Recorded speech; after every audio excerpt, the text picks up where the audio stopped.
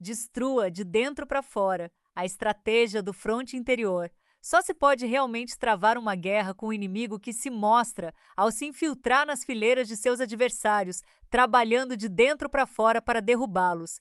Você não lhes dá nada para ver ou a que reagir, menos a suprema vantagem de dentro para fora. Você também fica conhecendo as fragilidades deles e cria possibilidades para semear divergências internas.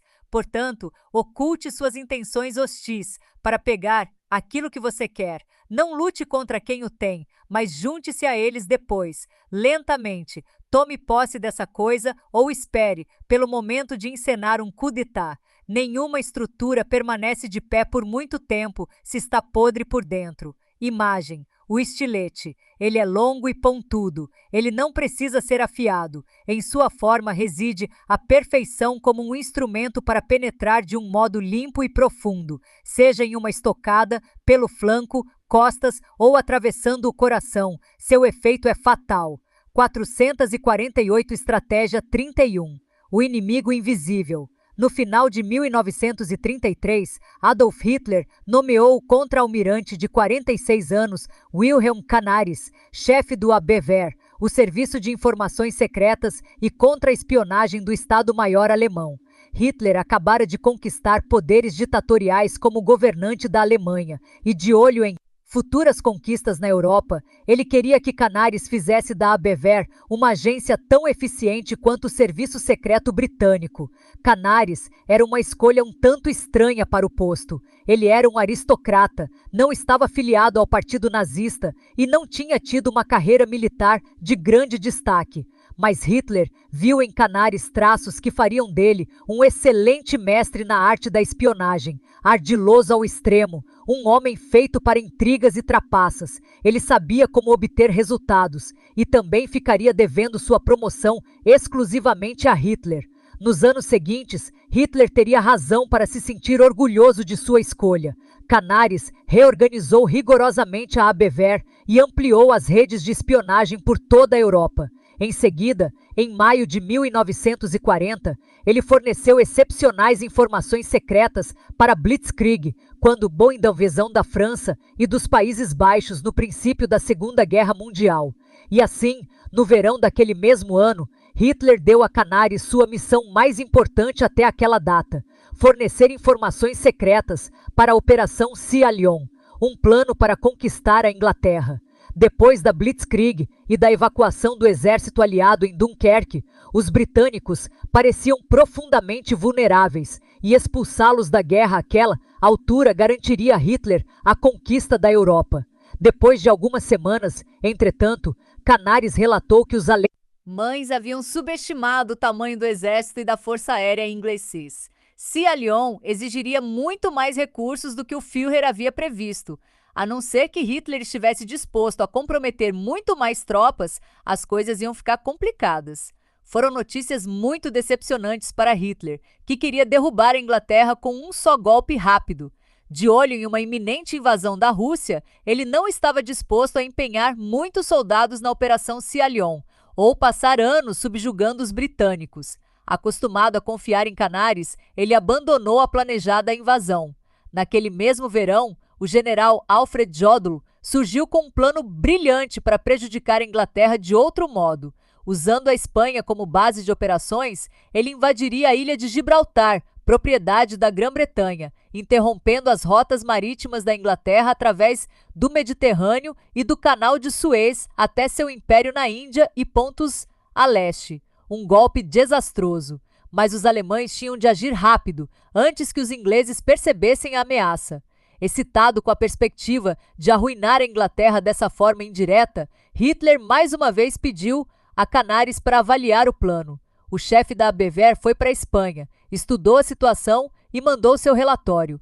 Assim que o exército alemão avançasse para a Espanha, ele disse: os ingleses perceberiam o plano e Gibraltar tinha ótimas defesas. Os alemães precisariam também da Operação de Francisco Franco, ditador da Espanha, que Canaris acreditava não ia ajudar muito. Em resumo, Gibraltar não valia o esforço. Havia muita gente ao redor de Hitler que acreditava que tomar Gibraltar era eminentemente possível e poderia significar a vitória total na guerra contra a Grã-Bretanha. Chocado com o relatório de Canaris, eles expressaram veementemente suas dúvidas sobre as informações secretas que ele vinha fornecendo o tempo todo. Sua natureza enigmática menos falava pouco e era impossível de decifrar, menos apenas alimentava suspeitas de que não era uma pessoa confiável.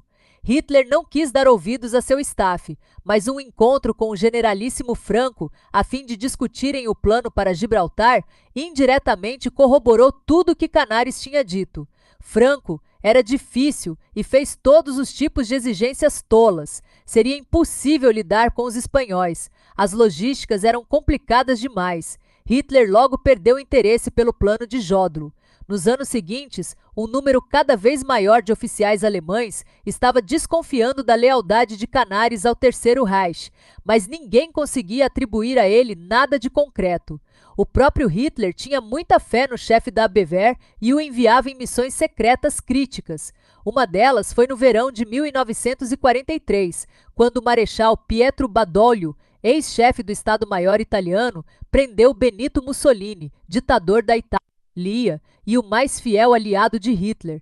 Os alemães temiam que Badoglio pudesse secretamente iniciar conversações com o general Dwight D. Eisenhower a favor da rendição da Itália, menos um golpe devastador para o eixo que Hitler poderia evitar, se necessário, enviando um exército a Roma, prendendo Badoglio e ocupando a capital. Mas isso era necessário? Os exércitos de Hitler eram necessários em outras partes. Portanto, Canaris foi despachado para avaliar a probabilidade de a Itália se render.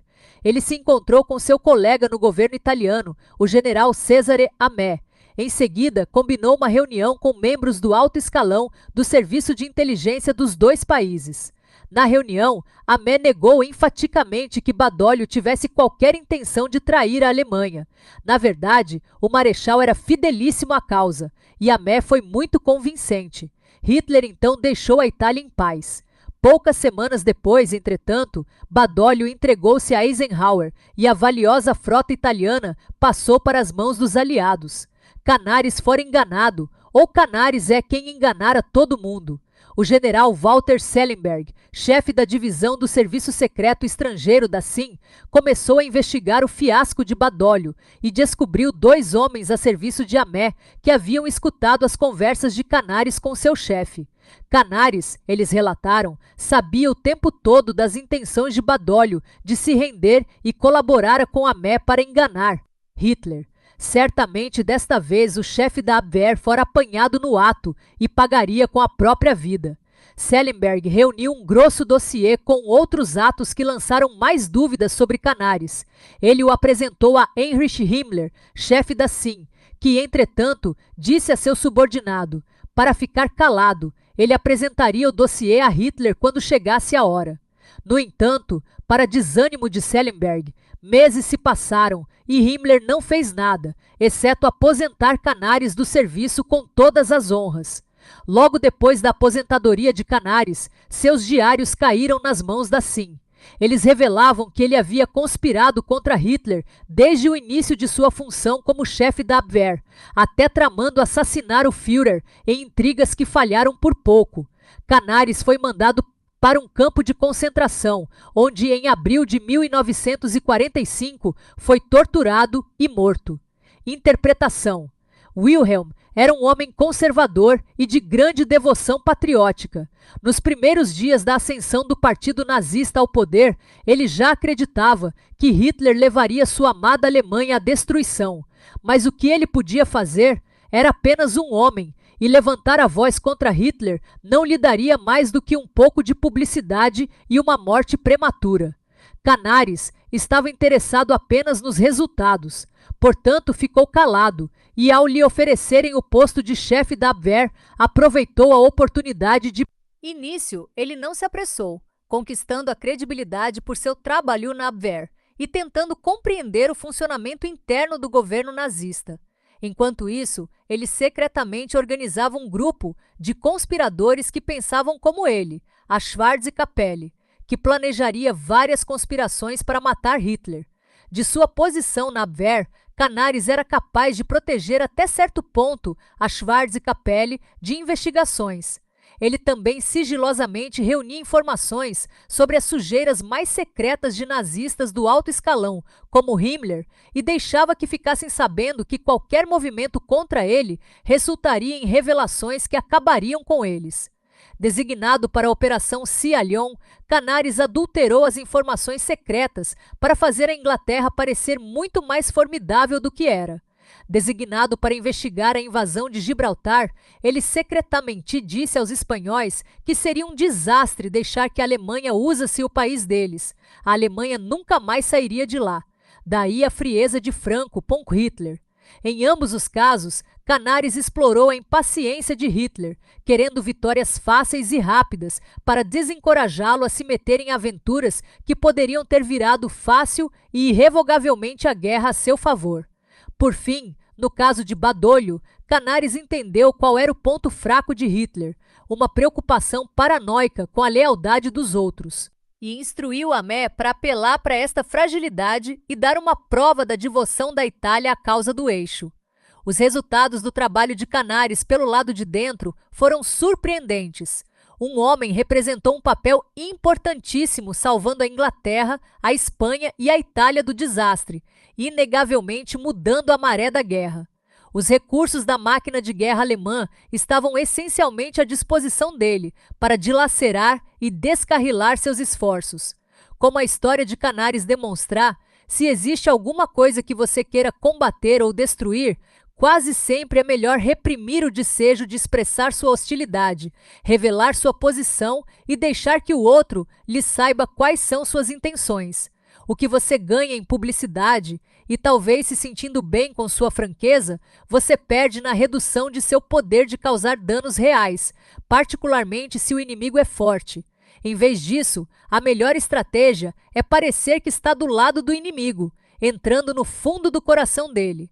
Dali, você pode colher informações valiosas, fragilidades para atacar, evidências incriminadoras para publicar.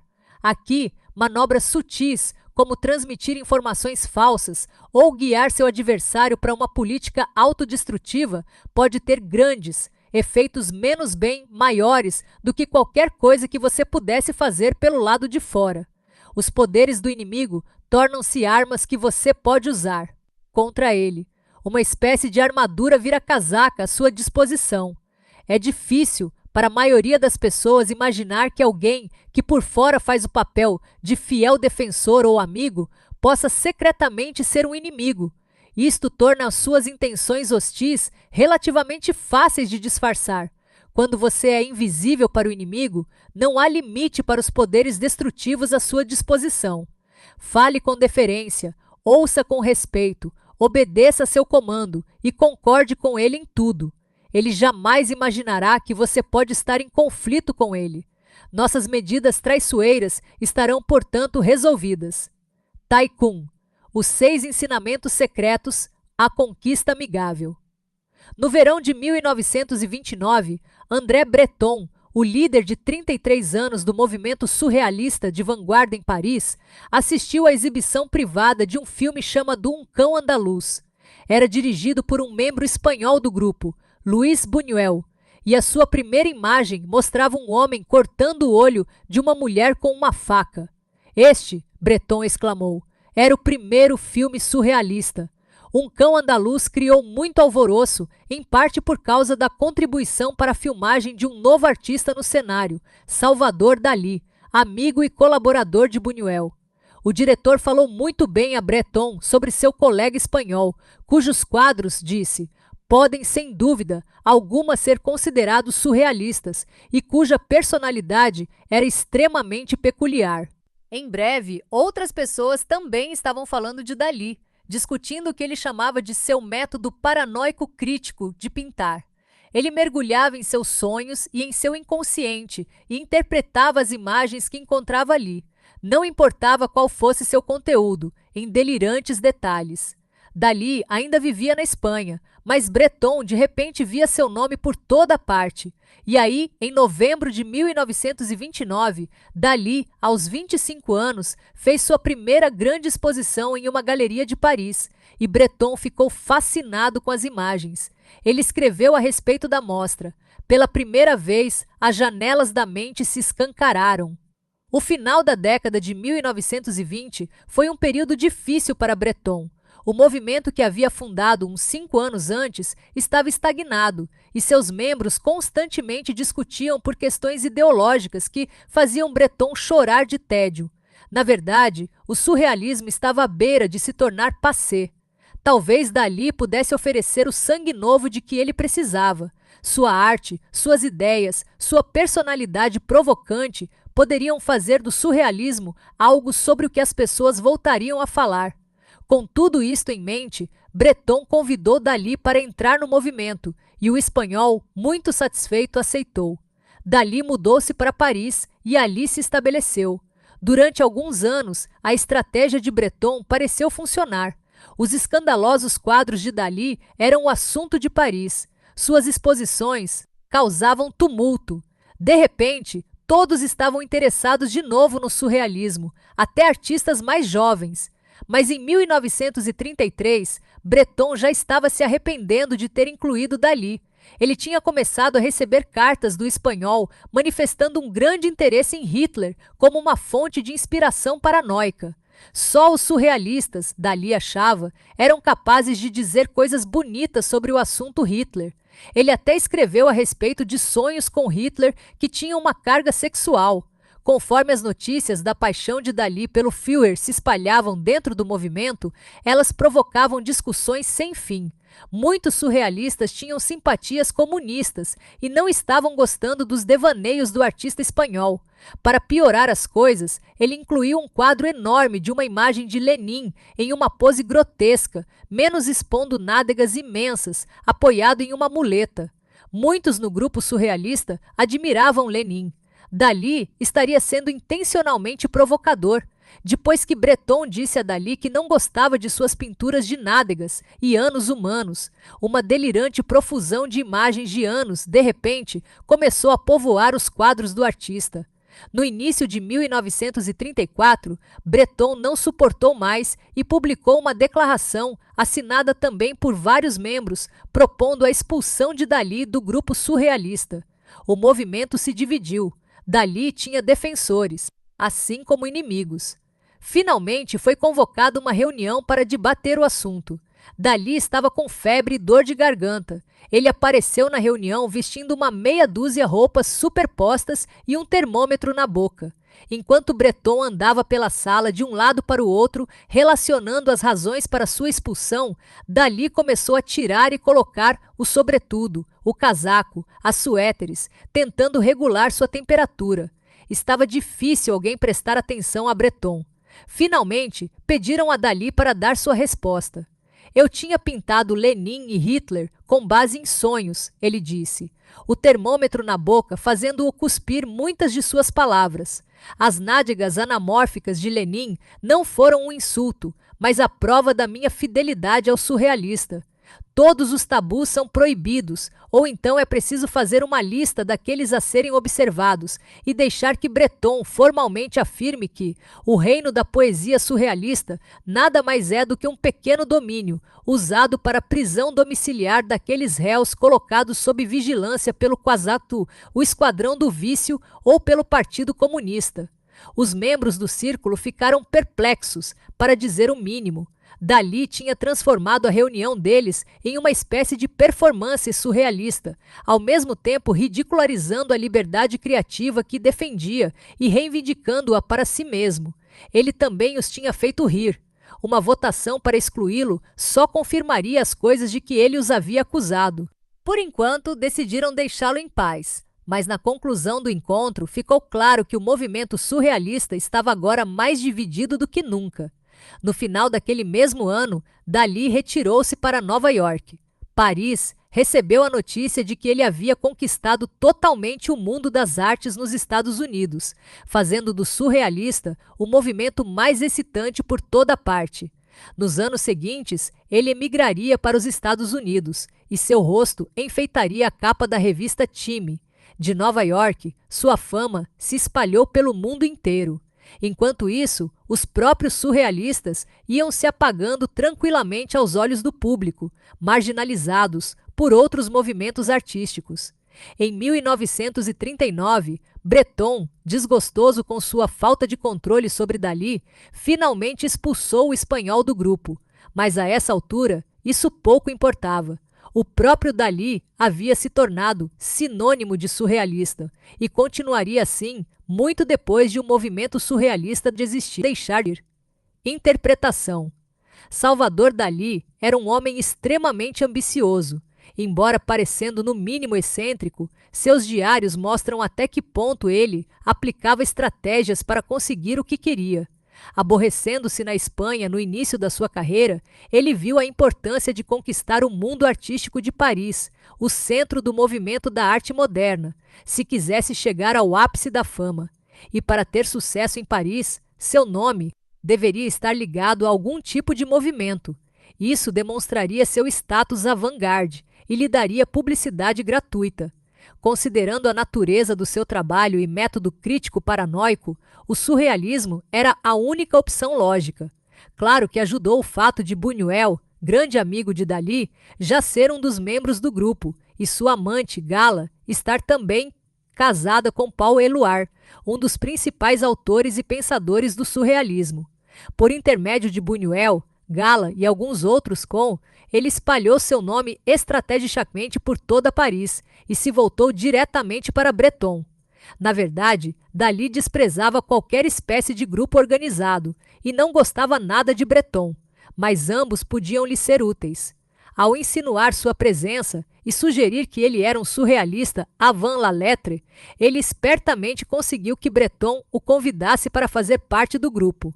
Agora, como um verdadeiro surrealista, oficialmente íntimo no movimento, Dalí podia continuar travando sua guerra insidiosa. Primeiro, ele se exibiu como um membro leal do grupo, a plataforma de onde passaria vários anos conquistando Paris com seus quadros surpreendentes. Os surrealistas agradeciam a nova vida que ele lhes havia dado, mas na realidade, ele estava usando o nome e a presença deles para promover sua carreira. Depois, quando sua fama estava garantida, ele começou a dinamitar o grupo por dentro. Quanto mais fracos estivessem os surrealistas, internamente, mais ele poderia dominá-lo em público. Dalí intencionalmente escolheu Hitler e Lenin como imagens que sabia que iam desagradar a muitas pessoas no grupo. Isso, ao mesmo tempo, revelaria o lado totalitário de Breton e causaria uma grande divisão entre os membros. A performance de Dalí na reunião para expulsá-lo foi em si mesma uma obra-prima surrealista e um golpe estratégico a qualquer vestígio de unidade do grupo. Finalmente, quando o movimento se dividiu, ele escapuliu para Nova York para completar sua campanha. Apropriando-se do sedutor nome de surrealismo, ele entraria para a história como seu membro mais famoso, muito mais do que Breton. É difícil abrir caminho no mundo sozinho. Alianças podem ajudar, mas se você está iniciando, é complicado conseguir que as pessoas certas se interessem em estabelecer uma aliança com você. Não ganham nada com isso. A estratégia mais prudente costuma ser a de se juntar ao grupo que melhor servir a seus interesses no longo prazo, ou aquele com o qual você tiver mais afinidade. Em vez de tentar conquistar este grupo de fora, você se enfia dentro dele. Ao estabelecer uma intimidade, você pode colher informações valiosas sobre como ele funciona e, particularmente, sobre as hipocrisias e fragilidades de seus membros. Menos conhecimento que você pode usar para travar uma insidiosa guerra intraorganizacional. De dentro, você pode dividir e conquistar. Lembre-se, sua vantagem aqui é que, ao contrário de outros membros, você não tem apegos sentimentais com o grupo. Sua única aliança é com você mesmo. Isso lhe dá a liberdade necessária para fazer as manobras manipuladoras e destrutivas que o colocarão em primeiro plano, à custa dos outros. Se você decidir travar uma guerra pelo total triunfo de sua individualidade, deve começar destruindo inexoravelmente aqueles que têm mais afinidade com você. Salvador Dalí. Chaves para a guerra. A forma mais comum de defesa em uma guerra à moda antiga era a fortaleza, ou cidade murada, e líderes militares planejaram estratégias durante séculos para tomar essas estruturas. A fortaleza apresentava um problema simples. Era projetada para ser impenetrável, para exigir um tamanho esforço para ser dominada que, a não ser que fosse estrategicamente essencial, um exército tenderia a passar adiante. A estratégia convencional contra a fortaleza era escalar suas muralhas ou abrir brechas usando engenhocas próprias para cercos e arietes. Quase sempre, isso significava primeiro cercá-la, criando à sua volta círculos conhecidos como linhas, de circunvalação e contravalação, que impediriam a entrada de suprimentos e reforços e a saída dos defensores. Os habitantes da cidade, aos poucos, morriam de fome e fraqueza, possibilitando no final a abertura de brechas nas muralhas e a conquista do castelo. Estes cercos tendiam a ser muito demorados e sangrentos. Ao longo dos séculos, entretanto, certos estrategistas iluminados descobriram um jeito diferente de derrubar as muralhas. A estratégia de Go baseava-se em uma simples premissa: a aparente resistência da fortaleza é uma ilusão, pois atrás de seus muros há pessoas que estão presas, com medo e até desesperadas. Os líderes da cidade essencialmente esgotaram suas opções. Só podem depositar sua fé na arquitetura da fortaleza. Levantar cerco a estes muros é confundir aparência de força com realidade. Se na verdade as paredes estão ocultando uma grande fragilidade lá dentro, então a estratégia adequada é contorná-las e mirar no interior. Isto pode ser feito literalmente, cavando túneis sob os muros, minando a resistência delas. Uma estratégia militar convencional. Um jeito melhor, mais traiçoeiro, é infiltrando pessoas lá para dentro, ou trabalhar com os habitantes da cidade que estão descontentes. Isto é conhecido como abrir um fronte interno. Encontrar um grupo lá de dentro que trabalhe a seu favor, espalhando insatisfação e que no final acabe entregando a fortaleza em suas mãos, poupando a você um longo cerco. No final de janeiro de 1968, os norte-vietnamitas lançaram a famosa ofensiva Tet contra os exércitos sul-vietnamitas e americanos. Entre seus alvos estava Hue, a antiga capital do Vietnã e uma cidade de grande significado religioso para o povo vietnamita. No centro de Hue fica um enorme forte chamado a Cidadela, e dentro da cidadela está o conjunto residencial do Palácio Imperial, o coração e a alma de Hue. A cidadela tem muros incrivelmente grossos e altos e está cercada de água por todos os lados. Em 1968, estava guardada por soldados americanos e seus aliados, mas os norte-vietnamitas conseguiram de alguma maneira tomar a cidadela com uma facilidade extraordinária. Eles a mantiveram por várias semanas, depois desapareceram de Hue como em um passe de mágica, após um contra-ataque maciço dos Estados Unidos. A cidadela era insignificante para eles como uma posse física ou estratégica. Eles estavam interessados era no valor simbólico de terem conseguido tomá-la, mostrando ao mundo que a invencibilidade americana era um mito.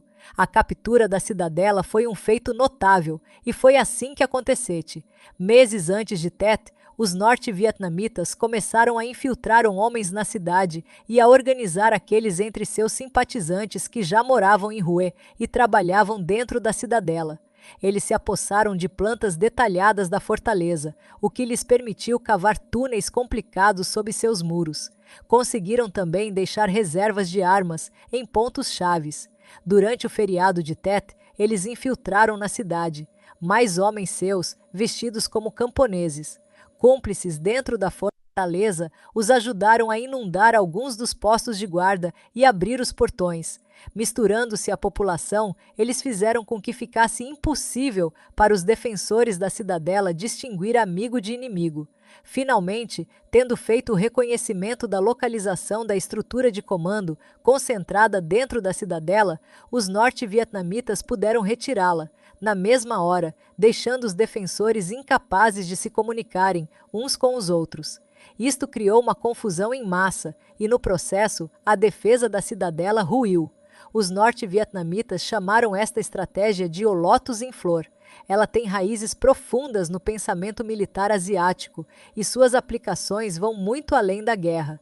Em vez de se concentrar na formidável frente inimiga, em capturar pontos-chaves na periferia de suas defesas e encontrar um jeito de atravessá-las, a estratégia do Lotus mira primeiro e principalmente no centro menos as partes, macias e vulneráveis de dentro. O objetivo é canalizar soldados e confederados para esta área central da forma que for possível e atacá-la primeiro, a fim de espalhar confusão. Em vez de tentar penetrar nas defesas, ela se infiltra. Isto inclui as mentes dos soldados e oficiais inimigos, menos armando estratégias para irritá-los, desequilibrar suas capacidades de raciocínio, amolecê-los pelo lado de dentro. Como a flor de lótus, tudo se desdobra a partir do centro do alvo. Aqui, o princípio básico é o de que é mais fácil derrubar uma estrutura menos uma parede, um grupo, uma mente defensiva menos de dentro para fora. Quando alguma coisa começa a apodrecer ou se desfazer pelo lado, de dentro, desmorona sob seu próprio peso, um modo muito melhor de derrubá-lo do que socando suas paredes. Ao atacar qualquer grupo, o estrategista do Lotus pensa primeiro em abrir uma frente interna. Os confederados do lado de dentro fornecerão informações secretas valiosas sobre as vulnerabilidades do inimigo. Eles, em silêncio e sutilmente, o sabotarão. Eles espalharão divergência e divisões internas.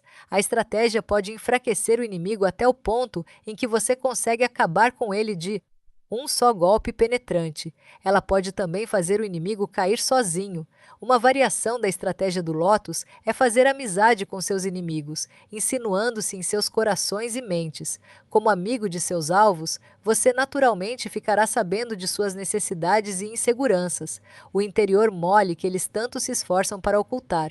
As defesas deles baixam com um amigo, e mesmo mais tarde, quando você revelar suas intenções traiçoeiras, a ressonância persistente de sua amizade ainda os confundirá, deixando que você continue manipulando-os ao brincar com suas emoções e forçando para que reajam de uma forma exagerada.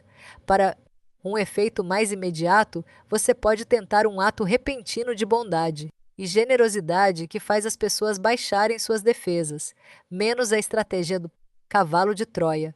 Durante 10 longos anos, os gregos espancaram os murros de Troia, sem nenhum resultado.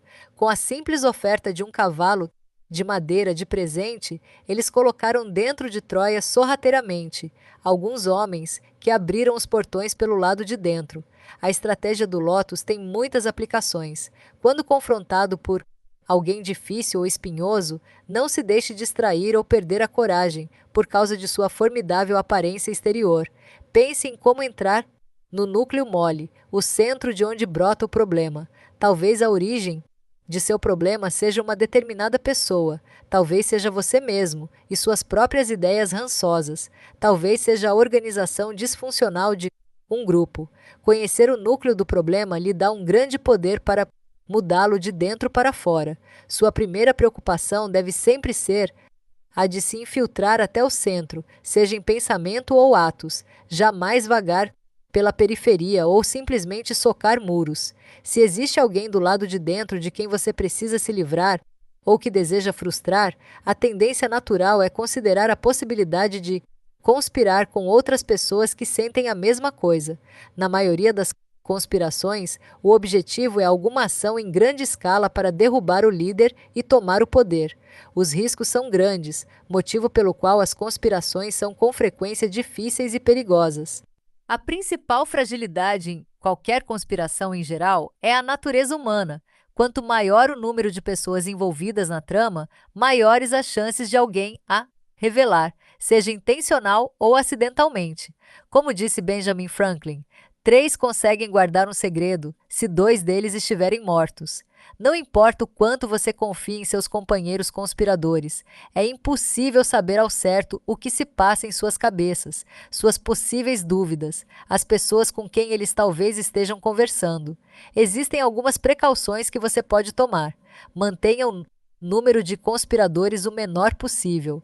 Envolva-os nos detalhes da trama somente o necessário. Quanto menos eles souberem, menos terão para dar com a língua nos dentes. Revelar datas e horários de seu plano o mais tarde possível antes de todos vocês agirem não lhes dará tempo para recuar. Portanto, uma vez descrito o plano, fique com ele. Nada se meia mais dúvidas nas mentes dos conspiradores do que mudanças de última hora. Mesmo diante de toda esta insegurança, tenha em mente que a maioria das conspirações falha e, em seu fracasso, elas criam todos os tipos de consequências não pretendidas. Até a trama bem-sucedida para assassinar Júlio César levou não à restauração da República Romana, como pretendiam os conspiradores, mas ao regime não democrático do Imperador Augusto. Conspiradores de menos e você não terá força para controlar as consequências. Conspiradores de mais e a conspiração ficará exposta antes de dar frutos. Ao destruir qualquer coisa pelo lado de dentro, você precisa ter paciência e resistir ao fascínio da ação dramática, em grande escala. Como Canaris mostrou, a colocação de pequenos alicates no mecanismo é igualmente destrutiva no longo prazo e mais segura por ser mais difícil de localizar. Considere a habilidade para dissuadir seus adversários de agirem agressivamente ou fazer seus planos negarem fogo como uma espécie de vitória no campo de batalha, mesmo que seu triunfo seja subreptício. Umas poucas vitórias desse tipo e seu inimigo se desintegra de dentro para fora. Finalmente, o moral tem um papel importantíssimo em qualquer guerra, e é sempre prudente trabalhar para minar o moral das tropas inimigas. Os chineses chamam a isto de tirar a lenha debaixo do caldeirão. Você pode tentar isto pelo lado de fora, por meio de propaganda, mas isso em geral tem o efeito oposto, reforçando a coesão de soldados e civis diante de uma força estrangeira tentando conquistá-los. É bem mais eficaz encontrar simpatizantes dentro de suas fileiras, que espalharão o descontentamento como uma doença. Quando soldados veem aqueles que estão de seu próprio lado com dúvidas a respeito de uma causa pela qual estão lutando, em geral se sentem desmoralizados e vulneráveis a mais insatisfações. Se seus líderes reagem de forma exagerada a esta ameaça, punindo os queixosos, eles favorecem seu jogo, representando-se como injustos e autoritários. Se eles não dão importância ao problema, ele só se espalhará. E se eles começam a ver inimigos por toda parte a seu redor, a paranoia deles obscurecerá suas habilidades estratégicas. Usar uma frente interna para espalhar discórdia em geral é o que basta para lhe dar a vantagem necessária para você derrotar o inimigo. Imagem: o cupim. Bem no fundo da estrutura da casa, o cupim silenciosamente devora madeira. Seus exércitos pacientemente furam vigas e suportes. O trabalho passa despercebido, mas não o resultado. Autoridade. A pior política militar é atacar cidades muradas. Se seu comandante, incapaz de controlar seu temperamento, envia suas tropas sobre as muralhas como um enxame, um homem em cada 3 morrerá, e ainda assim você não terá tomado a cidade. Portanto, o especialista no uso das tropas subjuga as forças inimigas sem entrar em combate, toma as cidades muradas do inimigo sem lançar um ataque. Sun Tse Min Do. Inverso. Há sempre a possibilidade de existirem pessoas descontentes em seu próprio grupo que estarão inclinadas a se voltarem contra você internamente. O pior erro é entrar em paranoia, desconfiando de tudo e de todos e tentando monitorar cada movimento deles. Sua única garantia contra conspirações e sabotadores é manter suas tropas satisfeitas, engajadas no trabalho que fazem, e unidas pela causa em comum, elas tenderão a se policiar e entregar o insatisfeito que estiver tentando causar problemas internamente. É apenas em corpos doentes e em decomposição que células cancerosas lançam suas raízes.